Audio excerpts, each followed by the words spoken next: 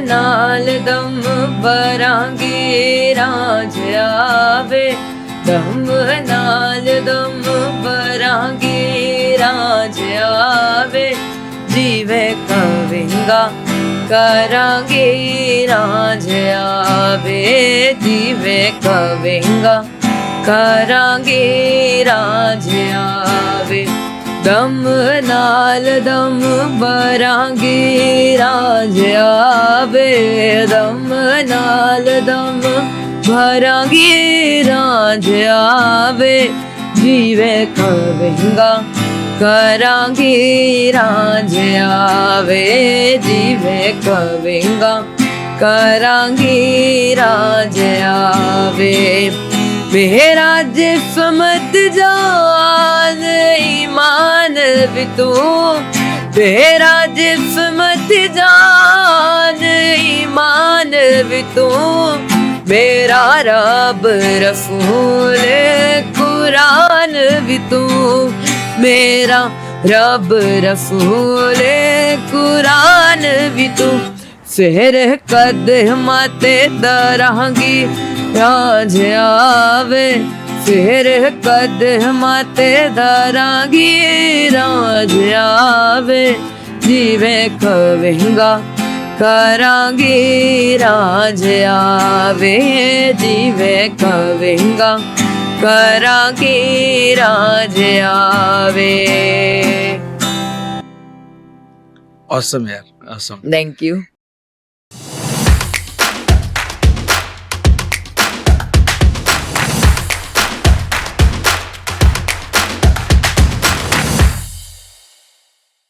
Hi everyone, मैं अजय शेखावत एक बार फिर से स्वागत करता हूं आप सबका आपके ही अपने YouTube चैनल पॉडकास्ट वालाज में। एक बार फिर लेकर आए हैं एक नया पॉडकास्ट का एपिसोड, और आज के हमारे जो गेस्ट हैं वो आज तक के सभी गेस्ट्स में सबसे यंग हैं, और सिर्फ यंग ही नहीं है, वो म्यूजिक की दुनिया के एक यंग सेंसेशन भी हैं। ये जयपुर से बिलोंग करते हैं, ये इंस्टाग्राम पे 42,000 की फैमिली से जुड़े हुए हैं। इनको इनकी इंस्पिरेशन अपनी माँ लगती हैं। इनका कहना है कि मेरी माँ ही सबसे बड़ी इंस्पिरेशन है, जिनकी वजह से ये म्यूजिक की दुनिया में अपना इतना नाम बना रहे हैं। इनको जो असली सोशल मीडिया फेम मिला था वो मिला था इनकी एक खूबसूरत परफॉर्मेंस से, जो इन्होंने परफॉर्म की थी राजस्थान के एक बहुत ही खूबसूरत शहर जयपुर के एक बहुत ही फेमस लैंडमार्क पत्रिका गेट पे। और आपने अगर इनके YouTube चैनल को फॉलो किया हो या फिर आपकी रील में कभी जयपुर की रील्स आई हो, तो हो सकता है पत्रिका गेट पे इनकी दी हुई अमेजिंग परफॉर्मेंसेस में से एक परफॉर्मेंस आपकी भी स्क्रॉलिंग फीड में आई हो। तो जी हाँ, मैं वेलकम करता हूं एक यंग सेंसेशन जयपुर से म्यूजिक की दुनिया में जो तहलका मचा रही हैं, हेत्विक सिंह का। तो आइए चलिए मिलते हैं हमारे जयपुर की शान हेत्विक सिंह से और समझते हैं उनकी जर्नी, उनकी इंस्पिरेशन और उनके स्ट्रगल्स के बारे में। So hello everyone, this is Hetvik Singh और मैं एक प्रोफेशनल सिंगर आर्टिस्ट हूँ। बाकी म्यूजिक तो मैं जीता हूँ, और सबसे पहले मैं पॉडकास्ट वाला का बहुत बहुत आभार व्यक्त करता हूँ कि उन्होंने मुझे आज बुलाया। और एक सिंगर के लिए सबसे पहले एक स्टेज और मंच बहुत मायने रखता है, और आज आपने मुझे इतना स्टेज अच्छा मंच दिया है। सो सबसे पहले तो थैंक यू आपको। वेलकम हेत्विक। Thank you. आपके काफी सारे रील्स मैंने देखी थी, उसमें कमेंट में ना एक कमेंट बहुत कॉमन है कि बहुत आगे तक जाओगे, लेकिन उससे पहले मैं आप लोगों को रिक्वेस्ट करता हूं, एक बार आप लोग सब गैस करें कि हेत्विक की एज कितनी है। अगर अब आपने गैस कर लिया है तो अब मैं हेत्विक से बोलूंगा कि एक बार आप अपनी एज खुद बताएं। मेरी एज 12 साल है। आप 12 साल के ही हैं अभी तक? हाँ। तो आपने ये जो पूरी जर्नी है अपनी म्यूजिक की, आपने स्टार्ट कब की थी? स्टार्ट मतलब मैं तो बचपन से ही कर रहा हूँ म्यूजिक, मतलब बचपन खत्म ही नहीं हुआ यार, अभी तो टीनेज में नहीं। मतलब मुझे म्यूजिक अच्छा लगता है, मैं उसे करता हूँ। जैसे कि पहले मैंने बहुत सारी चीजें करी थी, पर एंड में मुझे म्यूजिक में ही मेरा मन लगा, तो मैंने म्यूजिक को ही करा फिर। तो अभी आपको एग्जैक्टली कितने साल हो गए एक प्रोफेशनल तरह से, क्या कहते हैं, डेडिकेटेड तरीके से इस लाइन में रहते हुए? वैसे तो बचपन से कर रहा हूँ, बाकी मुझे हो गए लगभग 8 साल के आसपास। 12 में से 8 साल प्योर म्यूजिक पे दे रहे हैं आप। हाँ नाइस जी। यार, नाइस। तो अब मैं, एक होता ना कि हर इंसान जब किसी चीज के अंदर अपनी रुचि बनाता है, यस। तो एक कोई ना कोई उसका रीजन तो होता ही होता है। ठीक है, आपको अच्छा लगा, सब बढ़िया है, लेकिन बिना एक पर्टिकुलर इंस्पिरेशन के या एक पर्टिकुलर मूवमेंट के या एक पर्टिकुलर इंसिडेंट के बिना हम होल हार्टेडली एक चीज के अंदर कभी नहीं जाते। तो वो Yes. मोमेंट आप शेयर करेंगे हमारे साथ? तो स्टार्टिंग के दिनों में मेरी माँ है, वो एक स्कूल में पढ़ाती थी, जयपुरिया विद्यालय।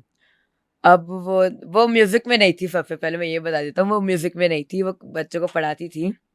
तो उनकी जो दोस्त थी उषा लक्ष्मण मैम, तो वो म्यूज़िक की टीचर थी। अब फिर वो माँ उनसे सीखने जाती थी, तो मैं भी माँ को हर रोज़ देखता था कि वो गाना गाती रहती हैं, फिर गुनगुनाती रहती हैं। तो फिर मैं भी ऐसे थोड़ा बहुत गुनगुना लेता था और बाकी घर पे गाने चलते रहते, तो मैं भी ऐसे गाता था। तो फिर माँ को पता चला कि है ना, ये तो थोड़ा बहुत गुनगुना रहा है। फिर एक दिन माँ स्कूल लेके गई, तो म्यूज़िक मैम ने कहा कि हाँ, अच्छा गा रहा है। फिर उसके बाद मेरी प्रॉपर म्यूज़िक क्लास लगाना शुरू करी। फिर एक मेरे स्कूल में भी एक टीचर है, पूनम मैम, मैंने उनसे भी बहुत सारा म्यूज़िक सीखा है। और मतलब मैं जब भी स्कूल जाता हूँ सबसे पहले उनके कमरे में ही जाता हूँ मैं म्यूज़िक सीखने के लिए। अच्छा, फर्स्ट क्लास बा की म्यूजिक क्लास है। यस, पर अभी तो स्कूल नहीं जाता मैं।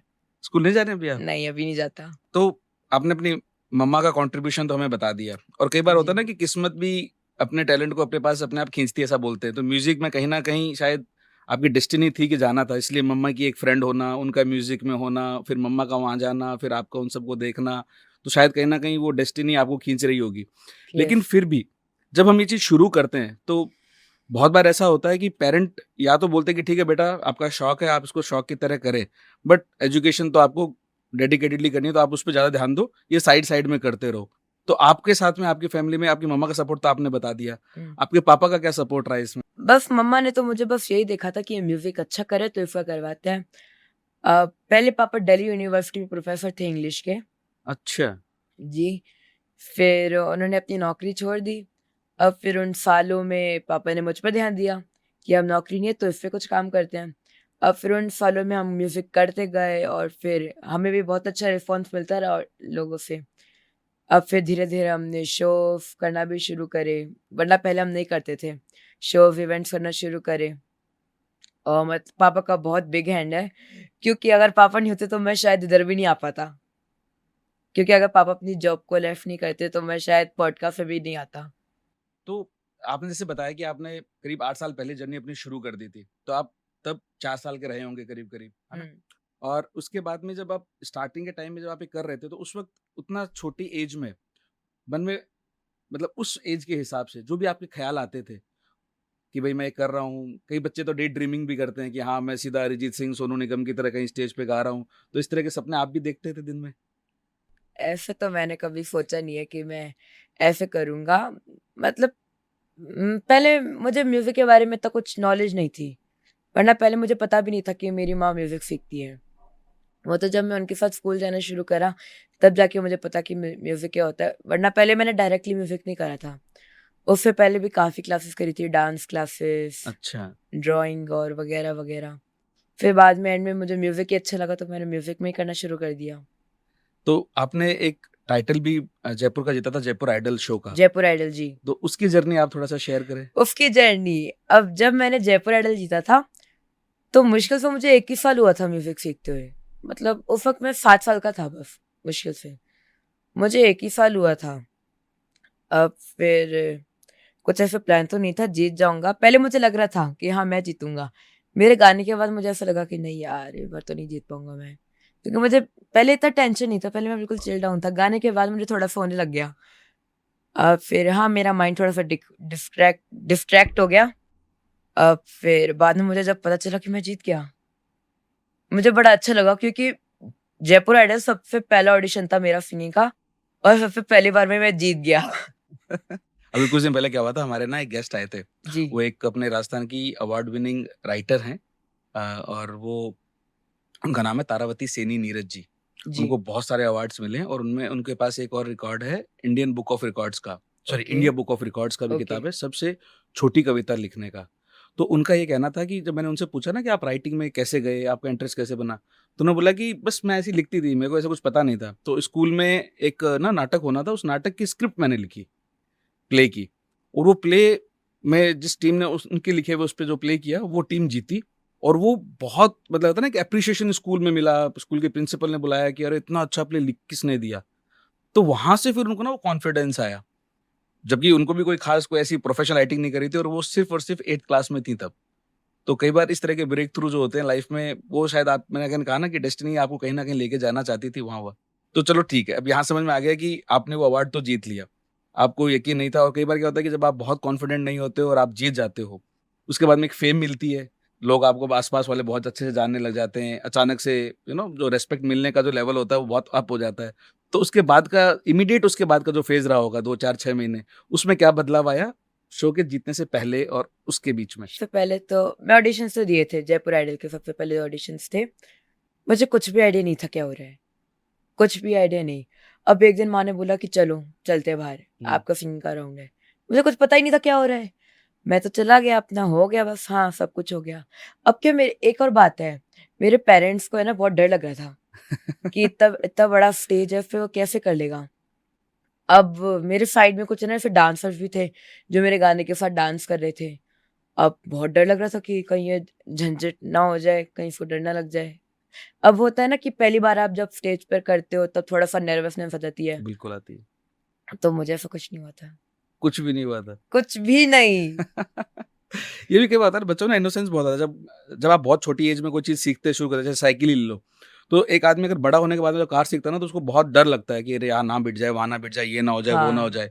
लेकिन जब एक यंग बच्चा जब सीख रहा होता है, उसको इतना दिमाग में नहीं आता है क्योंकि वो इतना दूर का नहीं देखता। उसको बस वो मज़ा आ रहा होता है इसलिए वो कर रहा होता है। तो अब आपने जब शो जीत लिया उसके बाद में फिर जो एप्रिसिएशन अपने आस-पास के लोगों से मिला, जो रिस्पेक्ट मिली, उसके बाद में लाइफ कैसे चेंज हुई? अब हाँ, जब मैं जीता तब मुझे थोड़ा-सा मोटिवेशन मिला और मुझे मेरे पेरेंट्स को भी थोड़ा-सा मोटिवेशन मिला कि हाँ, इस फ़ील्ड में भी कुछ है। तब से फिर मेरी प्रॉपर सिंगिंग क्लासेस कराना शुरू करी। फिर मैंने बहुत सारे ऑडिशंस दिए, खूब खूब जीते भी और खूब हारे भी, क्योंकि हर वक़्त तो नहीं जीत सकते, कभी-कभी हारते हैं और हारने से भी बहुत सीख मिलती है। ये तो है। तो इस शो को यस। जीतने के बाद में आपने और शोज़ ट्राई किए, वहाँ पे कहीं ऐसा हुआ कि रिजेक्शन मिला? रिजेक्शन तो बहुत जगह मिला, पर रिजेक्शन ने मुझको रोका नहीं, क्योंकि मुझे ये चीज़ पसंद है तो मैं इसको करूँगा। क्योंकि आप जितना रिजेक्ट होगे, आपके जीतने के चांसेस उतना बढ़ेंगे। तो ये उस वक़्त जब ये रिजेक्शन हो रहे तब भी आपकी यही सोच थी या समय के साथ आप मतलब मैच्योर होते अब गए? वही, मैं तो उस वक़्त छोटा-सा बच्चा था, मुझे क्या पता था क्या हो रहा है। अब वो धीरे-धीरे मेरे जैसी जर्नी बढ़ती गई, मैंने उसको धीरे-धीरे अपने माइंड को डेवलप करा, अब फिर सीरियसनेस भी आई धीरे-धीरे। ओके। तो आपकी ना मैं जब इंस्टाग्राम अकाउंट स्क्रॉल कर रहा था तो मैंने देखा कि आपकी बहुत सारी परफॉर्मेंसेज़ ना अपने पत्रिका गेट की हैं। तो ये यस, पत्रिका गेट से आपको सोशल मीडिया फेम भी बहुत गज़ब का मिला हुआ है, आपकी बहुत कुछ गज़ब रील्स भी का। बहुत गज़ब वहाँ पे यस। चली हुई हैं। तो आपको कई बार या ऐसा कोई सुपरस्टिशन है या फिर आपका कोई ऐसा आपको ऐसा लगता है कि वो मेरा लकी चार्म है, इतना वहीं-वहीं क्यों जाता है? अपने जयपुर में तो एक से एक लैंडमार्क्स हैं, बहुत सारे हैं। तो फिर पत्रिका गेट ही क्यों? मेरे घर के पास में ही पत्रिका गेट है, अच्छा। तो जब भी मन करता है हम उधर चले जाते हैं। अब जैसे कोई इवेंट है, इवेंट शो नहीं है, तो फिर हम उधर चले जाते हैं। अब एक पॉइंट ऑफ व्यू ये भी है, हमारी बहुत अच्छे शोज़ की रील्स हैं, बहुत सारे। वो इतनी ज़्यादा पॉपुलर नहीं गई। हमारे जो मिलियन से रील गई है ना, वो सारी पत्रिका गेट की हैं, मोस्टली। बिल्कुल। सारी पत्रिका गेट की हैं। अब ये नहीं पता कि उसमें क्या छुपा है।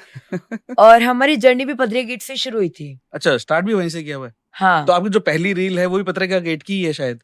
ये रात में जो बैठे हुए हैं मैंने वो भी देखी यस, थी। वो नहीं जयपुर सॉरी आइडल यूट्यूब तो का पहला वीडियो है हाँ, वो। जयपुर आइडल की तो अलग बात थी, उस वक़्त तो मेरा इतना नहीं था। अब मुश्किल से जब मैं 9-10 साल का था, तो मैंने तब से पत्रिका गेट जाना शुरू करा था। हुँ। अब मुझे स्टेज पे तो नर्वसनेस नहीं आई थी, पर मुझे उधर नर्वसनेस आई कि यार अगर कोई कह दे तो, नहीं गाना बंद करो। मैंने तरफ से कुछ भी गा दिया। अब हाँ, लोगों को तो पसंद आया। अब फिर हमने भी अपनी मार्केटिंग करी। अब फिर धीरे-धीरे हमने वापस पत्रिका गेट जाना शुरू करा। धीरे-धीरे हमारे सब्सक्राइबर, फॉलोवर वैसे बढ़ते गए।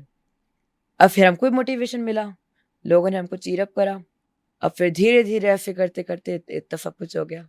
अब वहाँ पे ना मैं जब आपकी रील देख रहा था मैंने एक चीज़ गौर करी आपने राहत हाँ, अली खान साहब के भी गाने गाए हैं, यस। वहाँ पे पत्रिका गेट में। तो यार ये मतलब जेनुइनली दिल से पूछना चाहता हूँ मैं, एक रिस्क लिया था कि गा देता हूँ अच्छा लगेगा तो खूब फेम मिल जाएगा या फिर आपको सच में उनके गानों की प्रैक्टिस थी, आप कॉन्फिडेंट थे? देखिए, मैं ऐसा तो कुछ भी नहीं देखता हूँ, मैं हुँ। हर सिंगर को इक्वली ट्रीट करता हूँ। अच्छा। जैसे कि राहत साहब के तो मुझे काफ़ी गाने आते हैं और काफ़ी नहीं भी आते हैं। और नुसरत साहब के भी मुझे कई गाने आते हैं और कई नहीं आते अगला हैं। उनके ऊपर ही था मेरा सवाल। यस। तो राहत साहब भी बहुत सारे गाने करे, नुसरत साहब के भी बहुत सारे गाने करे। बाकी अरिजीत सिंह में तो मेरा मेन ही है। हाँ, वो भी मैंने देखा है। अरिजीत सिंह के तो बहुत सारे गाने आते हैं मुझे मोस्टली।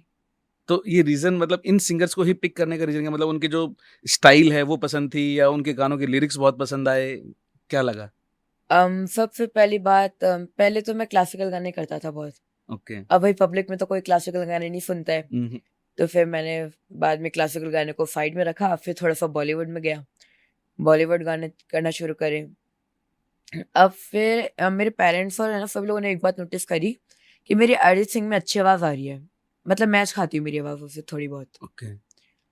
तो फिर लोगों ने कहा कि हाँ भाई अरिजीत सिंह के और गाने करो, अच्छा गा रहे हो आप, उनकी आवाज़ भी मैच करती है। फिर धीरे-धीरे हमने अरिजीत सिंह के बहुत सारे गाने तैयार करे। अब भाई मार्केट में तो अफ़वाह फैल गई कि छोटा अरिजीत सिंह, छोटा अरिजीत सिंह। नहीं, आपने गेटअप भी वैसा बना लिया हाँ, क्योंकि फिर आपका वो जो एक स्टूडियो वाला सॉन्ग है उसमें तो आपने तो बिल्कुल कोट पैंट टाई वगैरह लगा के और वो वाला सिंग अब अचानक से मैंने जब हाँ, रील को अभी वाली जब मैंने ऊपर से देखनी शुरू की ना तभी तो आपकी लॉन्ग हेयर स्टाइल है बट मैंने हाँ, जब वो वाला देखा स्टूडियो वो वाला फिर तो उसमें छोटे छोटे हाँ वाले एकदम बिल्कुल। बिल्कुल वैसा बना रखा था। तो अरिजीत सिंह गाने इस वजह से है कि आपको ये लगा कि हाँ मतलब आपको या आपकी फैमिली को हाँ, लगा कि आपकी आवाज में लोगों वो ने भी चीज़ है। काफ़ी लोगों ने बोला कि आपकी अरिजीत हुँ, सिंह में आवाज़ अच्छी बैठती है, तो फिर हमने हुँ। अरिजीत सिंह जी पर फ़ोकस करा। चलो ठीक है। अब कुछ साल पहले जब आपने पत्रिका गेट में स्टार्टिंग की 2-5 परफ़ॉर्मेंसेज़ दी और अब आपने कल परसों ही फिर दोबारा वहाँ पे और भी शूट्स किए थे, वो भी डाले हुए हैं। तो उस हैत्विक सिंह में और इस हैत्विक सिंह में अब कितना फ़र्क आ चुका है? उस हैट्रिक फिल्म में था कि बहुत चाइल्डिश था, इतना ज़्यादा कुछ नहीं सोचता था, अ, जो मन में आए वो कर दिया। और सबसे पहले जब मैं पहली बार पत्रिका गेट गया था, मैंने बस थोड़ी देर गाया, मुश्किल से 5 मिनट गाए मैंने और मैं घर पे चला गया बस। अच्छा। दूसरे दिन हमने धीरे-धीरे टाइम बढ़ाया, हमारे अच्छे लोग जाने, अब पत्रिका गेट पे हमको बहुत लोग जाने लग गए। अब जैसे कि सैटरडे, संडे अच्छी भीड़ होती है तो हम उधर जाते हैं और अगर 1 आके मिनट भी पीछे हो जाते हैं ना हम लेट, तो पत्रिका गेट पे जो गार्ड साहब हैं, हाँ। हमारी उनसे अच्छी दोस्ती है। उनसे ना सभी लोग पूछना शुरू कर देते हैं, वो हैत्विक किधर है, वो जो लड़का गाता है इधर गिटार लेकर, स्पीकर लेकर। तो उन्होंने कहा, "भई आप तो जल्दी आया करो।" लोग लोग है ना मुझे परेशान कर देते हैं। तो ये जब इतना प्यार ऐसे मिलने लगता है, लोग इतना वो मतलब कहीं न कहीं यार देखो, लोग ना आजकल की डेट ऐसी है कि घरों में इतनी लड़ाइयाँ चल रही हैं, रिश्तों में, जातियों में, सब में इतने इश्यू चलते हैं और वहाँ पे एक अनजान अनजान ही बोलूँगा मैं तो वो लोग आपको कोई पर्सनली तो जानते नहीं थे पहले से, आपके गानों की वजह आपको जानने लगे और वो जब वो आपको इतना प्यार करते हैं, ये करते हैं, तो आपको कभी ऐसा लगता है कि यार अब तो मतलब एक प्रेशर आ जाता है ना कि अब तो मुझे हर बार अच्छा ही परफ़ॉर्म करना पड़ेगा जाके, मेरी तबीयत ठीक नहीं है तो भी मैं जाऊँ क्या? बस एक बार जा ही आता हूँ, फ़ॉर्मेलिटी कर ही आता हूँ, इस तरह कभी प्रेशर फ़ील करते हो? देखिए म्यूज़िक कर रहा हूँ तो लोगों को खुश करना और मेरी म्यूज़िक करना मेरा ड्यूटी है। जैसे कि पहले मैं सोचता था कि हाँ यार, अभी तबीयत ख़राब है, अभी नहीं जाते हैं। अब पापा भी पहले मान जाते थे क्योंकि छोटा बच्चा हूँ। अब धीरे-धीरे बड़ा होने लगा तो अब वो सिंसियरिटी आने लगी। फिर मैंने भी सोचा हाँ यार, जुकाम तो थोड़ा-सा ही है, क्या होगा? कुछ गिर पे तो ना जाऊँगा। अब हाँ, अगर सीरियस सिचुएशन होती तो ही मैं नहीं जाता था, बाकी मैं चले जाता था। तो अभी जैसे हम आपके सोशल मीडिया हैंडल्स देख रहे थे, राइट? तो हमने देखा कि आपके जो मेजॉरिटी ऑफ सॉन्ग्स हैं या मेजॉरिटी ऑफ जो रील्स हैं, वो सारे-सारे कवर्स हैं।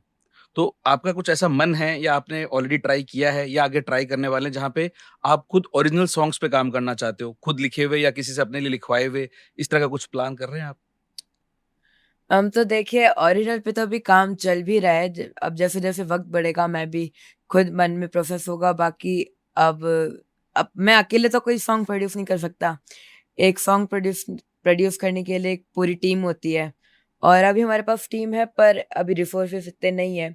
तो धीरे-धीरे आप जल्दी ओरिजिनल्स भी देखेंगे, बाकी उन पे भी काम चल रहा है। फ्यूचर में ओरिजिनल भी देखेंगे आप सॉन्ग्स मेरे खुद के। बिल्कुल। और मैं आप थैंक यू। सबसे रिक्वेस्ट भी करूँगा कि अगर आपने अभी तक हैथविक के अगर गाने नहीं सुने हैं, तो आप इनके चैनल पे जाके इनके गाने ज़रूर सुनें और अगर आपको पसंद आएँ, जो कि मुझे श्योर है कि आएँगे क्योंकि हमें बहुत पसंद आए, इसीलिए हमने इनको इनवाइट किया, आप लोगों से रूबरू करवाने की कोशिश कर रहे हैं।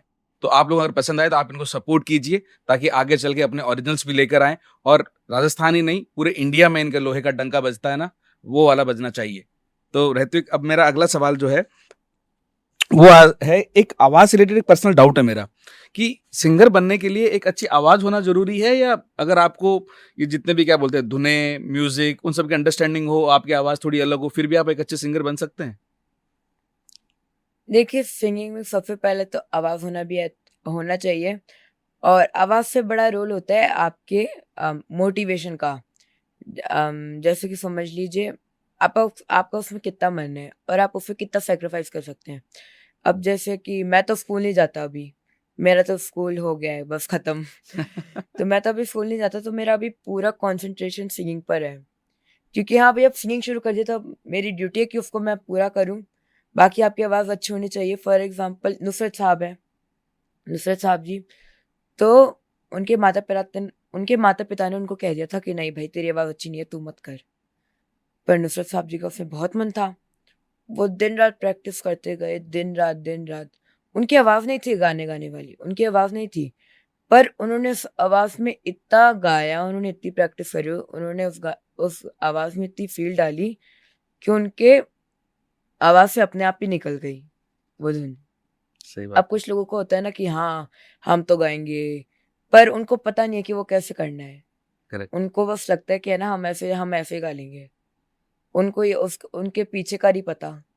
क्योंकि लोग तो आपको ये देखते हैं ना आपकी सक्सेस कितनी है, करेक्ट। उसके पीछे की मेहनत कोई नहीं देखेगा। कोई नहीं देखेगा। ये तो बहुत बड़े-बड़े आर्टिस्ट भी यही बताते हैं कि बहुत ईज़िली लोग उनके बारे में बोल देते हैं कि ओवरनाइट स्टार बन गए। यार ऐसे आप कैसे किसी आर्टिस्ट के बारे में बोल सकते हो कि ओवरनाइट स्टार बन गए? वो उससे पहले कितने सालों तक स्ट्रगल कर रहा था, उसको कोई नहीं जानता था, उसका खर्चा, उसका करियर, उसका मन कितनी बार टूटा होगा कि अगर मैं जो बनना चाहता हूँ वो मैं नहीं बन पाया तो मेरी पूरी लाइफ़ पड़ी है उसका क्या होगा? तो ये आपकी एकदम बिल्कुल बात सही है। तो मेरा ये यस। सवाल था, इससे एक सवाल अगला जुड़ा हुआ है। वैसे तो आपने थोड़ी देर पहले इसका जवाब दे दिया था बट फिर भी मैं दोबारा पूछना चाहता हूँ अच्छा, एम्फसाइज़ ठीक करके है। कि आवाज़ आपको किस सिंगर की बहुत ज़्यादा पसंद है? आपने कहा था आप सबको इक्वली देखते हैं, लेकिन फिर भी कोई तो आवाज़ें ऐसी होंगी ना जिन सिंगर्स को आप रोज़ सुनना खुद पसंद करते होंगे, जिनको सुन के आपको बहुत अच्छा लगता होगा? मैं तो बहुत सारे सिंगर्स को सुनता हूँ, बहुत सारे गाने भी गाता हूँ। बट मोस्टली मुझे अरिजीत सर बहुत अच्छे लगते हैं और मैं अरिजीत सर के ही मोस्टली गाने गाता हूँ। अब बाकी मेरा हैप्पी मूड होता है तो मैं किसी कोई सा भी गाने सुन लेता हूँ। अब सुनने के लिए तो मैं बहुत सारे गाने सुनता हूँ, पर गाने के लिए मेरे लिए एक अलग गाने होते हैं, जैसे कि रफ़ी साहब, नुसरत साहब, अरिजीत सर और भी बहुत सारे लोग। ओके। यस। सिंगिंग के अलावा और कोई हॉबी है या सब कुछ त्याग दिया?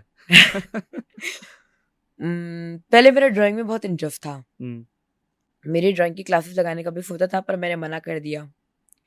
पहले ड्राइंग अच्छी करता था, पर फिर उससे छोड़ दिया क्योंकि अब सिंगिंग में मेन मेन इंटरेस्ट आ गया था। अब पहले तो ड्राइंग काफ़ी करता था, पर फिर अब सिंगिंग में आ गया तो फिर बिल्कुल ही छूट गया मेरे हाथ से। बाकी खाना बनाना मेरी हॉबी है। अच्छा, इतनी एज में खाना बनाना भी हॉबी है। आजकल हाँ। तो लड़कियाँ नहीं बना रही खाना इतनी एज में।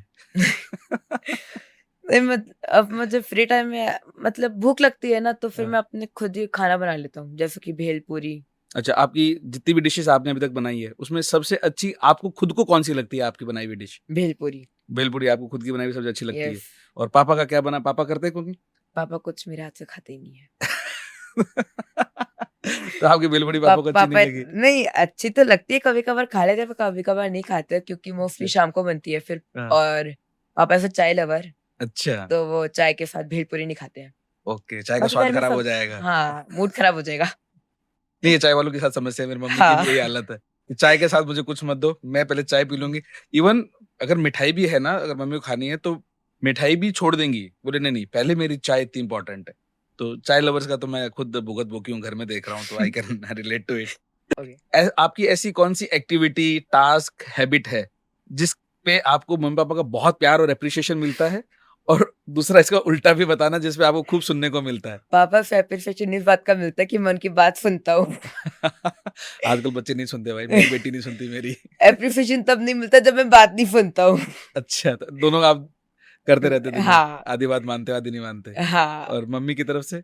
मम्मी की तरफ से मम्मी की तरफ से भी सेम ही है, मैं जब उनकी बात सुनता हूँ तब उनको अच्छा लगता है। हाँ, अपोज़िट यही होता है कि कभी-कभार मैं सरकास्टिकली बोलता हूँ ना कि हाँ। हाँ, मैं मान गया, तो उनको गुस्सा आता है।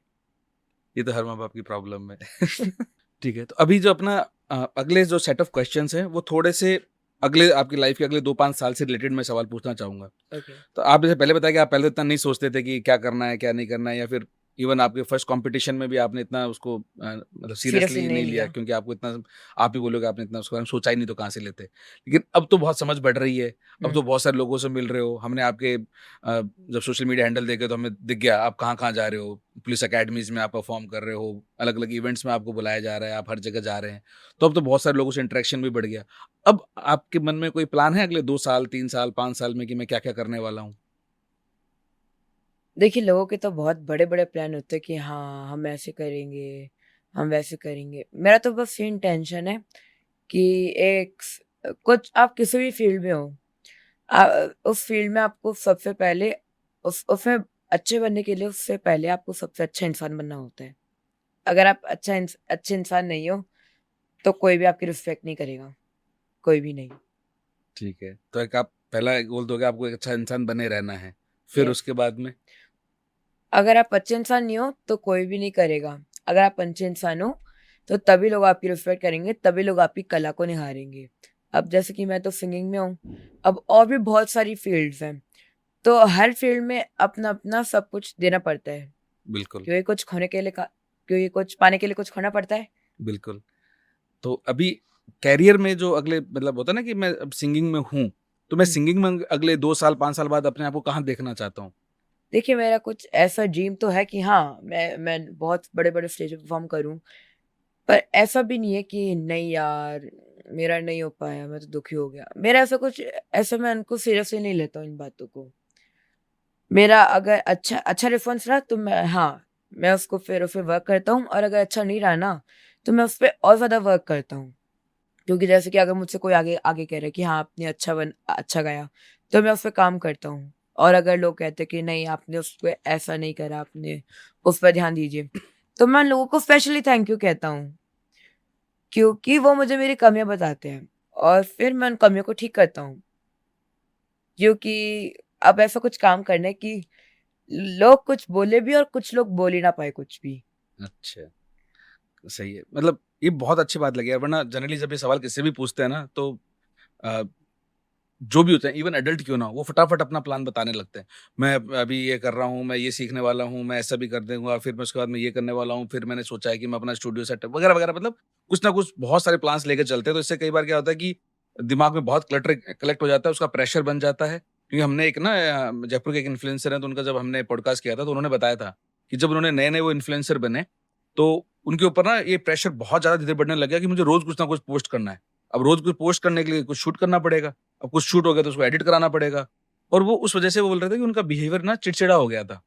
And then when she realised and she is fashion influencer. तो फैशन में यार अब ऐसा नहीं है ना कि अचानक जाके आप 2 मिनट से सोचो और कुछ भी फैशन बना दिया। वैसे तो कुछ भी लोग बना देते हैं फैशन, बट जो सीरियसली उस चीज़ को कर रहा होता है, तो हाँ। उसके लिए यार रोज़-रोज़ इतनी क्रिएटिविटी आना पॉसिबल नहीं है। हुँ। तो इवन शी वाज़ टेलिंग कि उन्होंने इतना टाइम लिया, फिर ब्रेक लिया, और उसके बाद अब उन्होंने अपनी फ्रीक्वेंसी जो है बिल्कुल कम कर दी ताकि प्रेशर क्रिएट ना हो। तो हाँ। बहुत अच्छा लगा, आप इतनी छोटी एज में इतने क्लियर हैं अपने इस चीज़ को लेके कि मैं इनको करना चाहता हूँ, दिल से करना चाहता हूँ, बट इसका कहीं न कहीं प्रेशर नहीं ले रहा हूँ। तो अमेजिंग थिंग है ये, अगर ये चीज़ आपने कंटिन्यू कर ली, तो मुझे लगता है कि आपको जिस स्पीड से सक्सेस मिलनी थी, वो स्पीड आपकी और बढ़ जाएगी। नहीं, देखिए, प्रेशर तो कभी नहीं लेना है, हुँ। क्योंकि आप जितना प्रेशर लोगे ना, उससे और ज़्यादा प्रेशर बढ़ेगा। अब जैसे कि कुछ माँ-बाप होते हैं ना कि उनको डॉक्टर, इंजीनियर के अलावा और कुछ दिखता नहीं है। हाँ, हाँ, थ्री इडियट्स हम सबने देखी है। यस। अब बच्चों को किसी और चीज़ में इंटरेस्ट होता है, पर उनको वही करना पड़ता है। हाँ, और फिर अब मैंने कुछ बच्चों को और भी देखा है ये कि वो पहले तो पढ़ाई करते हैं सीरियसली, ओके, बस, पर बाद में उनका किसी और चीज़ में इंटरेस्ट हो जाता है। अब वो चीज़ नहीं होती कि आपका जब भी मन करे ना, जिस जिस भी एज में, आप उसी एज में करना शुरू कर दो, क्योंकि एक एक चीज़ करने का भी एक एज लिमिट होती है। बिल्कुल, तो अब कुछ लोग तो सोचते हैं कि हाँ यार, अब तो मन है, अब कर लेते हैं। तो ना, वो बिल्कुल भी गलत है, क्योंकि हर चीज़ करने की एक एज लिमिट होती है। बिल्कुल। अब ये नहीं किया ना, आपको जब भी मन करा, आपने कर दिया। क्योंकि फिर आपने अभी तो पढ़ाई कर रहे हैं, अभी उसमें इतने अच्छे मार्क्स नहीं आ रहे, अब आपने सोचा कि यार कुछ और कर लेते हैं। फॉर एग्ज़ाम्पल समझ लो, सिंगिंग, डांसिंग, कुछ भी स्पोर्ट्स। बाद में आपको बहुत सफ़र करना पड़ता है, क्योंकि अगर आप अपने बचपन पे नहीं त्यागोगे ना, तो फ्यूचर में जाके बहुत ज़्यादा दिक्कत होगी। बिल्कुल। अब जैसे कि मैं अपने गली के में बच्चों को देखता हूँ कि ना, वो तो ऐसे खेल रहे होते हैं। अब पहले तो मैं भी ऐसे साइकिल चलाता था, पर मैंने फिर बाद में बंद कर दिया बिल्कुल, अच्छा, क्योंकि ना मुझे टाइम मिलता था, अब ना मेरा इतना मन करता था। अब फिर मैं अपने घर में बैठकर प्रैक्टिस करता रहता था, बाहर पे बच्चे शोर मचा रहे हैं। फिर मैंने भी उन पे ध्यान दिया कि अब जैसे कि आप अपने बचपन को तो जी रहे हो, पर फिर बाद में बहुत सफ़र कर रहे हो आप, तो उसमें नहीं करना होता है। आप अभी अपना बचपन जी रहे हो, वो ठीक है, एक एक हद तक जीना होता है भाई। अब बाद में आप अब जब टीनेजर में जा रहे होते हो, तब बहुत प्रेशर आ जाता है अचानक से कि नहीं यार, ये करना है, फैमिली में पैसा होना चाहिए, पैसा नहीं होगा तो कुछ नहीं होगा। करेक्ट। तो ये स्टार्टिंग से प्लान करके रखना चाहिए। अब जैसे कि नुसरत साहब का भी यही था, उन्होंने कभी बचपन नहीं जिया। अच्छा, बहुत छोटी एज से इस लाइन में आ गए थे। Yes, okay. उन्होंने कभी बचपन ही नहीं अच्छा, जिया। एक और चीज़ मैंने देखी थी, बहुत सारे आपने ना पाकिस्तानी सॉन्ग्स भी बहुत सारे शायद आपने कवर कर रखे हैं अपने रील्स में। यस, तो ऐसा स्पेशल कोई मतलब वो सुनते-सुनते उनसे मतलब उन सॉन्ग से इतना इंस्पिरेशन आपको मिली या वो इतने पसंद आए, क्या रीज़न रहा? देखिए मैं सबसे पहले तो ऐसे कुछ नहीं देखता हूँ कि वो कौन सी कंट्री से है और कौन सी कंट्री से नहीं है। मुझे जो सुनने में अच्छा लगता है ना, मैं वही करता हूँ। और जैसे कि पब्लिक डिमांड होती है ना, मैं वही गाने करता हूँ। बाकी मैं ऐसे कुछ नहीं करता हूँ। तो जब हम आपके सोशल मीडिया हैंडल्स देख रहे थे, स्पेशली आपका इंस्टाग्राम हमने खूब देखा, है ना? यस। तो उसमें ये है कि बहुत सारे लोग, आप जब पत्रिका गेट पे परफॉर्म कर रहे होते हो तो अलग-अलग लोग आते हैं, आपसे गानों की रिक्वेस्ट करते रहते हैं। तो ये सब आखिर होता कैसे? प्री प्लान्ड होता है, स्क्रिप्टेड होता है, अनप्लान्ड होता है? तो सबसे पहले तो देखिए मैं जैसे पतरिया गेट जाता हूँ तो लोग आते हैं मुझे रिक्वेस्ट लेकर। तो मैं तो बस एक बार उनसे सिंपली पूछ लेता हूँ कि अगर इस वीडियो को आप मुझे वीडियो के अंदर बोल दें कि आप मुझसे रिक्वेस्ट कर रहे हैं इस गाने की कि आप भाई ये गाना गा दोगे? आपको कुछ ऐसी दिक्कत तो नहीं है ना? क्योंकि कुछ लोग कहते हैं कि नहीं अंकल आप भैया ऐसे मत लेना वीडियो में। तो सबसे पहले उनसे पूछते हैं क्योंकि अगर उनको दिक्कत है तो फिर हाँ, तो आप ये कहना चाहते हैं जी, कि ऐसा कोई पूरा स्क्रिप्टेड नहीं होता। आप तो एज़ एन आर्टिस्ट वहाँ यस, परफ़ॉर्म करने जाते हैं। वहाँ पे जो साथ में आके गाने की रिक्वेस्ट करते हैं या फिर आपसे बोलते हैं कि आप हमारे लिए गाना गा दो।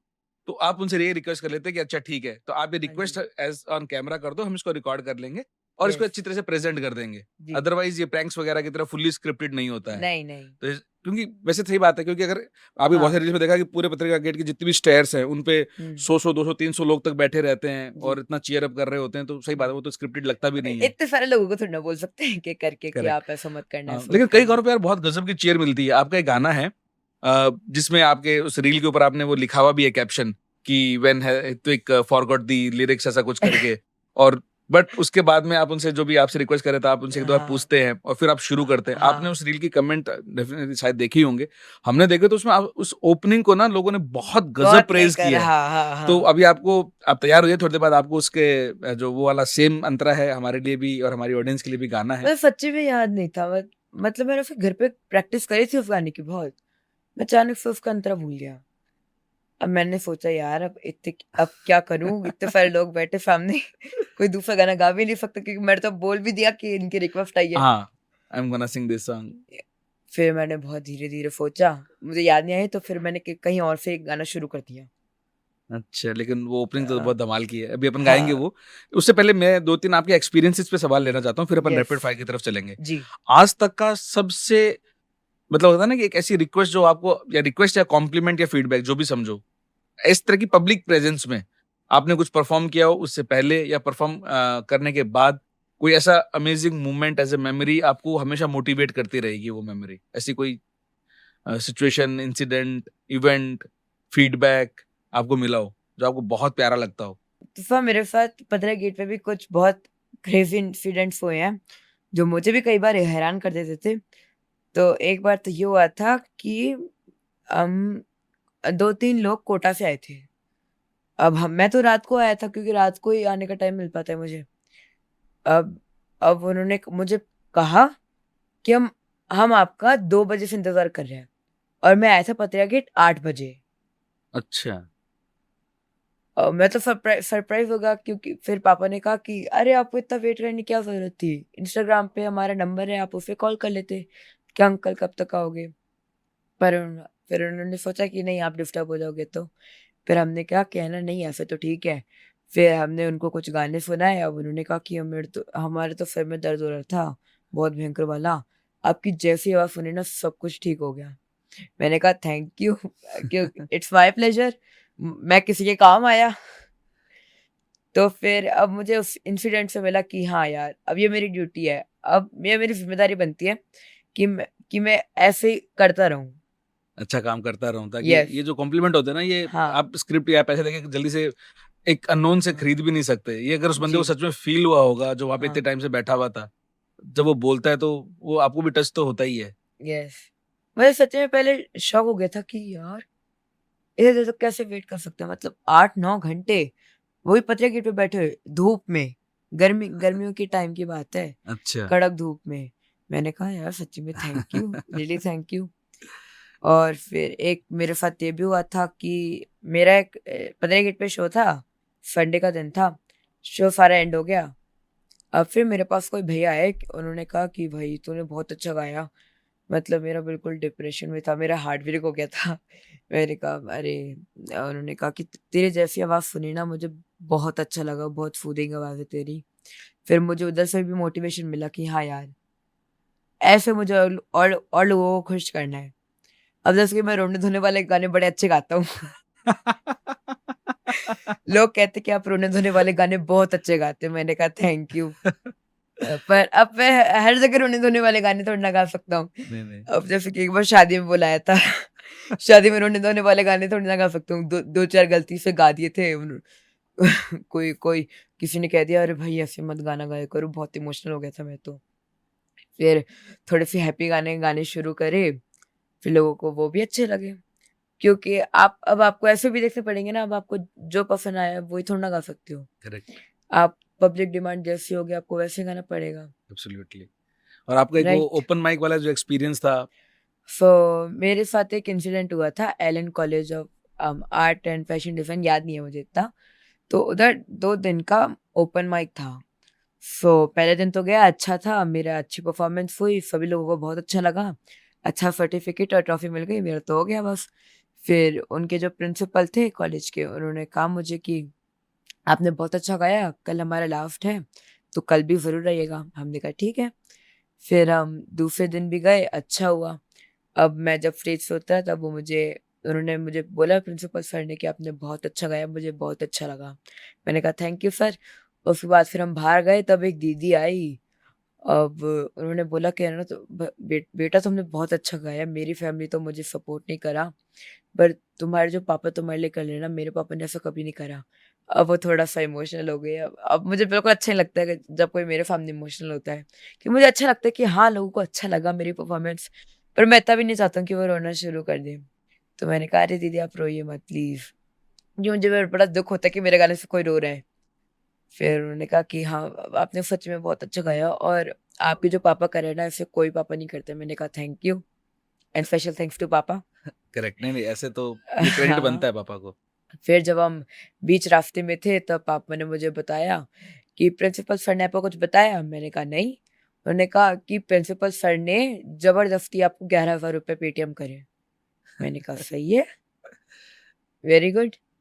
अब मुझे ऐसे पैसों से कुछ मतलब भी नहीं होता इतना। कुछ अगर मेरा कुछ ऐसा हुआ भी नहीं ना, मैं किसी जगह पे गया हूँ, मुझे पैसे नहीं मिले या फिर मेरा परफॉर्मेंस नहीं हुआ, मुझे उससे कुछ फ़र्क नहीं पड़ता। मैं बाहर घूम के आया, कुछ लोगों से मिल गया, कॉन्टैक्ट बन गए, ठीक है। नहीं, एकदम सही है। इस एज में यस, आपको उतना पैसे के लिए ज़्यादा अपना जो मेन फ़ोकस है वो अपना टैलेंट है, यस। अपनी जो आवाज़ है, आपकी जो रियाज़ है, प्रैक्टिस है, अभी अपना फ़ोकस तो वहीं रहना चाहिए, पैसे वाला तो पापा बाद में देख लेंगे। हाँ, जब वो आपके लिए ऑलरेडी इतना कुछ कर रहे हैं तो पैसे वाला तो वहीं रहने दो। लेकिन ये बहुत बड़ी कॉम्प्लीमेंट होता है और इससे कई बार ना आदमी को एक नया जुनून मिलता है कि किसी इंसान को मेरा परफ़ॉर्मेंस इतना अच्छा लगा कि मुझे बिना दिखाए चुपचाप मेरे पापा के थ्रू मुझे 11,000 रुपीज़ पेटीएम करवा दिए। मतलब उस प्रिंसिपल को आपकी आवाज़, आपका सॉन्ग कितना गज़ब लगा होगा, ये सोचने की जी, बात है ना? जी। तो दैट इज़ वेरी अमेजिंग। तो अब अपन आगे बढ़ते हैं रैपिड फायर राउंड की तरफ। लेकिन सॉन्ग्स, क्लिप्स अभी बाकी हैं जो हमें ऋत्विक सुनाएँगे। लेकिन उससे पहले रैपिड फायर के कुछ छोटे-छोटे क्वेश्चन्स हम ले लेते हैं। ओके, ठीक है? रैपिड फायर का अपना एम ये रहेगा कि जो मैं सवाल बोलने वाला हूँ उसका जवाब या तो 1 वर्ड में देना है या मैक्स टू मैक्स 1 सेंटेंस में देना है। ओके। ठीक है? मैक्स टू मैक्स ऐसे ही हैं जो 1 वर्ड वाले ही हैं। ठीक है? अ, फेम मिलने के बाद में जो आपके फ्रेंड्स थे वो ज़्यादा सपोर्टिव हो गए या जेलस हो गए? मीडियम। मीडियम बीच में, कुछ जेलस, हाँ। कुछ सपोर्टिव। सच्ची बताऊँ तो हाँ, मेरे दोस्त काफ़ी हैं। स्कूल में मेरे इतने दोस्त नहीं बनते थे, क्योंकि ड्यू टू म्यूज़िक बाकी बाहर मेरे काफ़ी दोस्त बनते थे। ओके। क्लासिकल म्यूजिक या Bollywood music? Your choice. Bollywood, Bollywood. Favourite musical instrument? Guitar. Guitar. कई बार क्या होता है कि इंसान को ना ऐसा लगता है कि मैं बहुत ही टैलेंटेड हूँ इसलिए सारी सक्सेस मेरी है। और कई बार इंसान को लगता है कि शायद मैं बहुत ही किस्मत वाला हूँ इसलिए मुझे इतनी सक्सेस मिली है। आपके केस में क्या लगता है, किस्मत या टैलेंट? किस्मत। ऑडियंस का जो अप्लाउड मिलता है है ना, प्यार मिलता है, वो ज्यादा इंपॉर्टेंट है, या फिर कोई जज है उसने आपको बहुत ही क्रिटिक फीडबैक दिया है, वो ज्यादा इंपॉर्टेंट है? जज। एग्जाम का स्ट्रेस हैंडल करना ज्यादा इजी है, या स्टेज पे परफॉर्म करने की नर्वसनेस हैंडल करना ज्यादा इजी है? स्टेज। सोलो एल्बम्स या playback singing? Solo album. Okay. Coke studio India या Coke studio Pakistan? Coke studio India. Patrika gate या competition stage, where would you prefer? Patrika gate. सही है। तो आप लोगों को अब हम ले चलते हैं हेत्वी की कुछ कवर्स की परफॉर्मेंस की तरफ।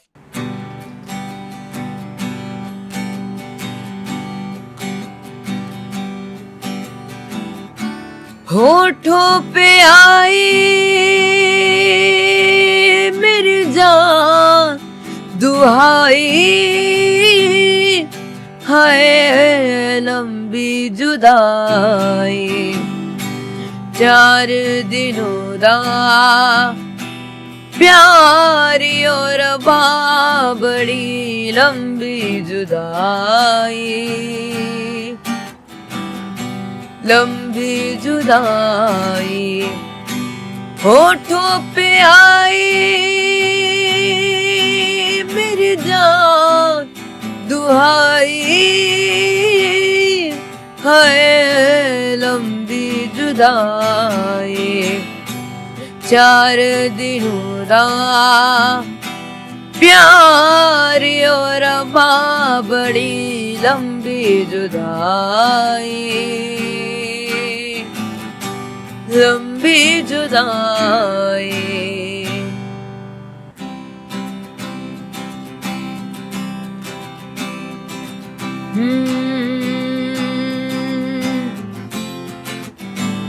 लख समझाऊं मैं ता दिल समझ नहीं पाता, मांगे तेरी खैरिया,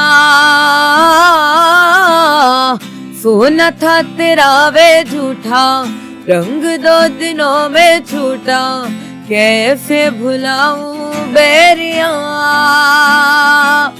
जा रांझण रांझण रांझण तू भी क्या याद रखेगा, जाहिर ने तेनू छोड़ दिया,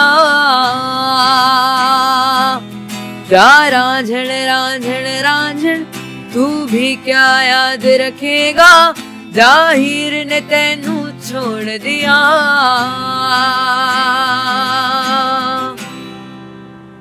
सो गाइस, मुझे तो आज बहुत मजा आया हेत्वी के गानों को सुन के, उनके ऑनेस्ट आंसर्स को सुन के, विद दैट प्योर इनोसेंस। मतलब एक 12 साल का बच्चा इतना जबरदस्त गाना गाता है, इतने अच्छे थॉट्स रखता है, और उसका जो सबसे गजब का थॉट मुझे पर्सनली लगा, उसने ये कहा कि इंसान को कुछ भी बड़ा बनने से पहले एक अच्छा इंसान होना बहुत जरूरी है। लिटरली यार, 12 साल की एज में भगवान ने इनको इतना टैलेंट तो दिया ही दिया है, साथ में इतनी अच्छी मैच्योरिटी भी दी है। और ये कहीं ना कहीं हम सब के लिए सीखने की बात है कि अगर 12 साल में कोई बच्चा अपना कैरियर तय कर सकता है, अपनी स्किल को इतना प्यार से और इतनी अच्छी तरह से डेवलप कर सकता है, भगवान की कृपा है कि उनको इतने अच्छे पेरेंट्स मिले हैं, उनको इतने अच्छे फादर मिले हैं जो हर कदम पे उनके साथ हैं, उनको इतना सपोर्ट करते हैं। तो अगर आप हमें देख रहे हैं, इस पॉडकास्ट को आप यहाँ तक देख चुके हैं, अगर आप एक पेरेंट हैं तो आप भी अपने बच्चों पे कुछ इसी तरह से काम कीजिए। मैं ये नहीं कहता कि आप जॉब छोड़ दीजिए, लेकिन आपसे जितना बन सकता है उससे थोड़ा ज्यादा अपने बच्चों के लिए जरूर करें। जरूरी नहीं है कि वो डॉक्टर और इंजीनियर बन के ही आपको वो सारी खुशियां दे सकता है, हो सकता है उसका हुनर किसी और चीज में हो, और जब वो करेगा तो आपको सिर्फ खुशियां ही नहीं देगा, सिर्फ पैसा ही नहीं देगा, वो खुद भी खुश रहेगा। और शायद माँ बाप के लिए उसके औलाद का खुश होना, उससे बड़ा कुछ हो ही नहीं सकता। करेक्ट? तो इन्हीं सब अच्छी बातों के साथ में मैं एक बार फिर से हेत्विक को थैंक यू कहना चाहूंगा। हेत्विक, आप आए और इतनी प्यार से बात की यार। और एक पर्सनल कॉम्प्लीमेंट मैं देता हूं, मुझे नहीं पता आपके कितने भैया दीदियों ने आपको कितने अच्छे कॉम्प्लीमेंट्स दिए, लेकिन आपकी जो स्माइल है ना, लिटरली बहुत ऑनेस्ट है यार। जितनी बार आपने कोई बात बोलने से पहले हंसे, मुझे उस जवाब को सुनने में बहुत मजा आया। तो आप हमेशा ऐसे ही हंसते रहना, और जो आप कर रहे हो वो मस्त करते रहना। और मैं भगवान से दुआ करूंगा कि जो सक्सेस अभी तक रुकी हुई है, या मैं कहूँ कि थोड़ी स्लो है, वो और बहुत तेजी से आपकी जिंदगी में आए, और आप बहुत गजब के सिंगर बने। और जिस दिन आप 1 लाख 2 लाख फिर धीरे 1 मिलियन तक पहुंचे, हम आपको बार बार बुलाएं हमारे पॉडकास्ट वालाज के पॉडकास्ट में, और आपसे फिर बहुत सारी अच्छी अच्छी बातें करें। So thank you once again यार। सबसे पहले तो मैं थैंक यू आपको कहना चाहिए, आपने हमको बुलाया। सबसे पहले तो मैं पॉडकास्ट वाला का बहुत बहुत आभार व्यक्त करता हूँ कि आपने मुझको इधर बुलाया, इतनी अच्छी-अच्छी बातें करी, मुझे टाइम का पता भी नहीं चला। मुझे इनके साथ बहुत मज़ा आया, सच्ची में। थैंक यू यार, thank you so much for your kind words. और थैंक यू, ये ऑनेस्टी और जो इनोसेंस है ना, ये हमेशा रखना यार। It is so lovely. Thank you so much once again thank guys. You. Bye bye.